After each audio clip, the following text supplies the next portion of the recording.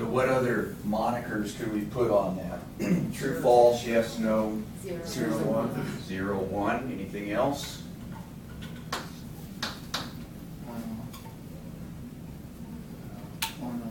On, off. Do you think those are, as I've got them written, they're lined up the same?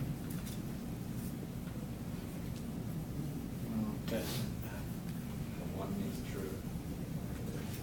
Typically, in what we call positive logic, 1 is associated with true or on, and 0 with off. So we really should probably reverse these guys around here. You know, it's normal to say 0 and 1, but really 1 and 0 with the way that I've lined things up there. Now again, that's for a positive logic system. It's completely possible to have 0 be associated with true. And we're going to see that a lot of our control lines into our chips and that tend to be active low, so that if you put a 0 in, something happens. If you put a 1 in, nothing happens. And part of that is due to the fact that of the physical implementation of these things. All right, so we're going to start off with the binary system here, and then we've got a bunch of stuff that we're going to fill in. We're going to make ourselves a digital computer, and what we want to do in the class is to then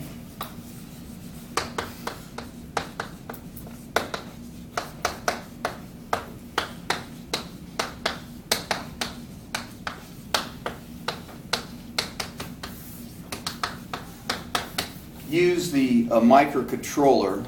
And again, what's a microcontroller? So we're going to have to fill all this in, but the microcontroller we're going to use for biomedical applications.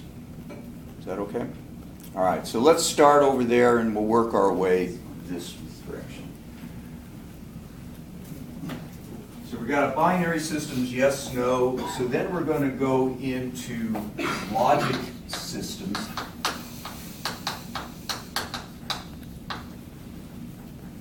Okay, and we're going to implement logic functions with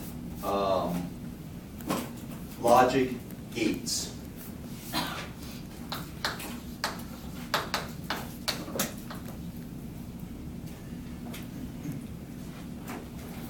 Then we're going to go into number systems.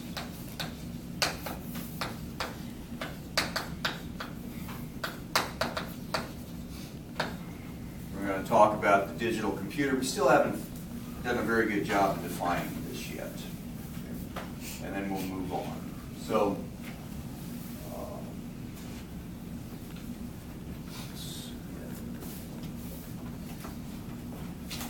okay, so here's an assignment that I want you to do today. Yes. And it's an insurance problem of when an insurance company will insure individuals. And so it's rather complicated. And we're going to see a way to reduce that down. We're going to be able to do it in a very formal manner. What I want you to do for the homework is to try to see if you can simplify it. It's very convoluted. So I'll read it to you. It says an insurance company will insure someone if the following is true. The person is over 21 and is a female, or if the person is over 21, a male and a college student, or if the person is under or equal to 21, female and a college student, or if the person is over 21, not a college student and a male. Okay. So how would you like to be on the end of the telephone line, you know, figuring out if you're going to insure somebody? Okay. So we're going to figure out a way to simplify this whole process, and we're going to do that We can do it with what's called Boolean algebra, or even a better way that we don't have to worry about Boolean algebra is with Carnot maps. So we'll figure out how to do that to simplify these logic systems. Then once we do that, then we'll figure out how to implement them in hardware, and then we'll see how we can use that hardware to actually build a digital computer. So let's go ahead and start talking about the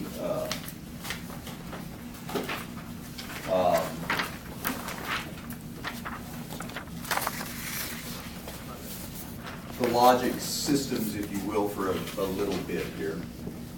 So how is it that in hardware you could implement on-off? Because you could. Pardon? They use a term other than gate. Use a switch. A switch. We could use a transistor as well. Yes, and in fact, that's how we're going to implement our gate, is with transistors. But let's take it with a switch, okay? So we got a switch here that could be open or closed, yes? Okay. So you would associate this probably with what? 0, and closed with 1. Kind of makes sense, right? So if I have a light bulb over here, and I put a switch in here, the light bulb is on when the switch is what? Closed and off. Okay. What happens if I now use 2 switches? So this is switch A, but I have another switch in here, B. Tell me when the light bulb could be on. A or B or both of them, right? Everybody okay with that? So this paralleling of switches does an OR function. And of course I could put more switches in there, couldn't I? I could put more of them in parallel, than any of those on will make the light bulb on. So this is an OR situation. In terms of a logic symbol, we're going to represent that like so. That would be a 2 input OR gate. Is that all right with everybody? So we would do A, B like so. And our output is our function. Okay, so we're going to write that F is equal to A or B. So the OR in our algebra is going to be represented by a plus sign. Doing okay? All right.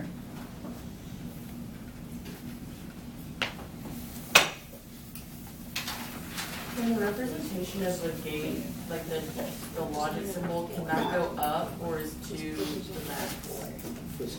Say it again. Like, would you be able to have like 3 and 4, Yes. like wrong Yes. corner? You can have multiple inputs. You can have any number that you want. But when we implement these in a logic family, we're going to see 2 input, 3 input, 4 input, up to 8 input, because there's physical limitations of the packaging and all that. So would the light bulb be F? Yes. Yeah, light bulb is, see, I've got a variable here. These are logic variables. What value can A take on? 0, 1. 0, 1, on, off type thing. And B, same thing. And F here, 0 or 1, it could be 0 or 1, on or off. Everybody all right with that? Okay, good. What happens if I do my switches like this?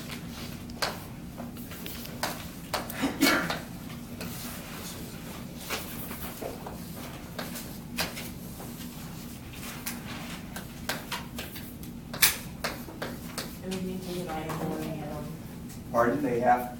both be closed. Okay, so A and B. So this is an and, a logic and. Our symbol is a dot or like, looks like a multiplication, but it's and. A logic gate symbol for this looks like this.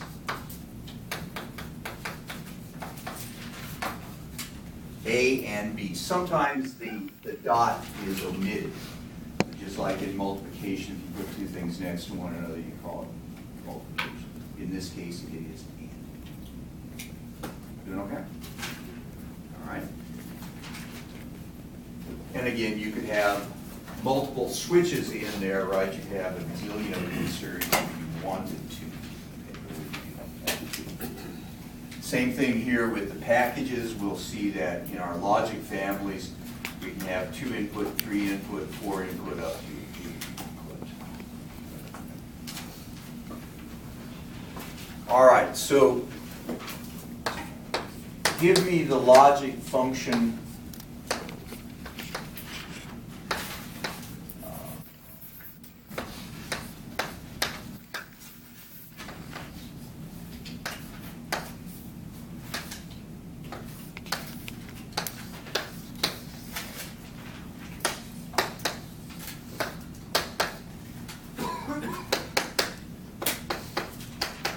What can you tell me about F here? When is F going to be on? Okay, so A and B, okay, ANDed with, right? C or D. Does that sort of make sense there? Now, when we talk about Boolean algebra, and we're going to spend just a little bit of time on this, we could rewrite this as A, B, C, or A, B, D. This would be in expanded sum of products form here.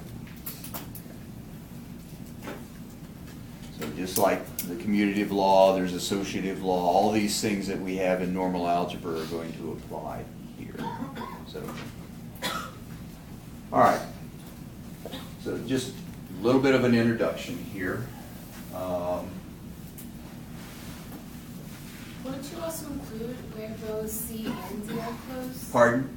Wouldn't you also include where both C and D is closed? Because just having C closed or D closed, you're excluding the option of both of them being closed.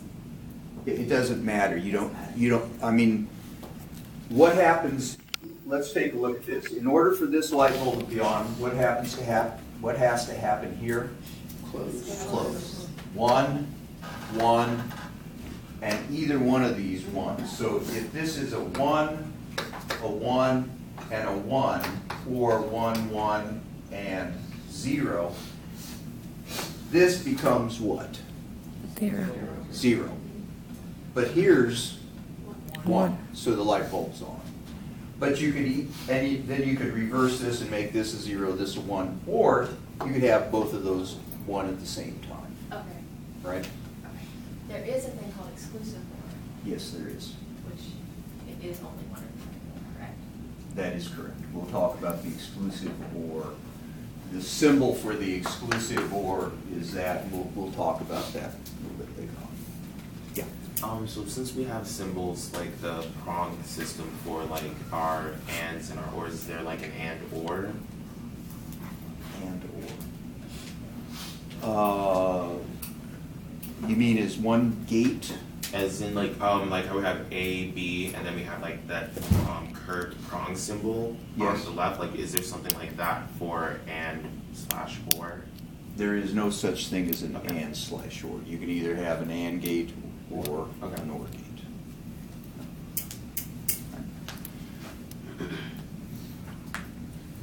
Okay, so we're going to, yeah. What if there's two switches in series in parallel with like one switch by itself? Okay, so what do you want me to do? You got two that are in, They're in series with each other, but at the same time, they're like in parallel with them, so.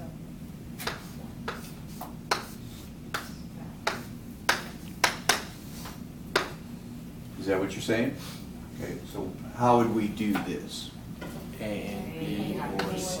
A and B or C. Oh, So that would be our function. All right?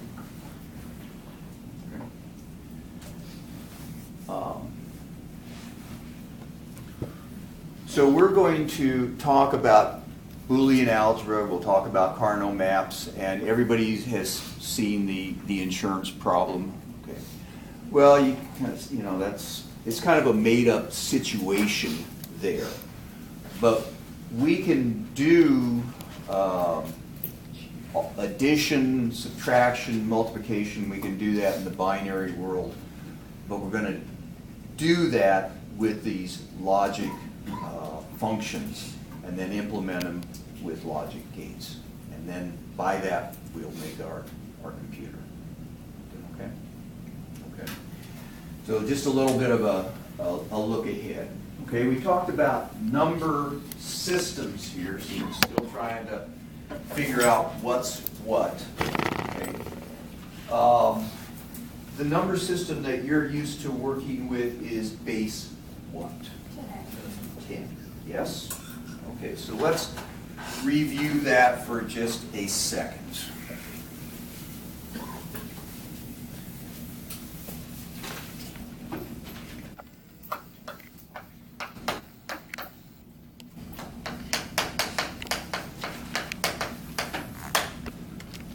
Okay, so what do you know about the base 10 system? It goes from Okay, let me 0 give you to a more, 9 let every- me give you a more leading question than that, since that was too broad. How many entities do you have to work with? Okay, what are they? 0 to 9. Wonderful. Okay, so we've got 0, 1, 2, 3, 4, 5, 6, 7, 8, 9, right? We've only got 10 entities there. So we're going to use these things to count. Okay, so let's start counting.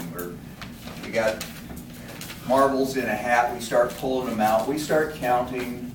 We started with 0 because we didn't put our hand in the hat. And we pull out 1, 2, 3, 4, all the way down. We get to 9. Oh my goodness, we pull out the 10th. What are we going to do?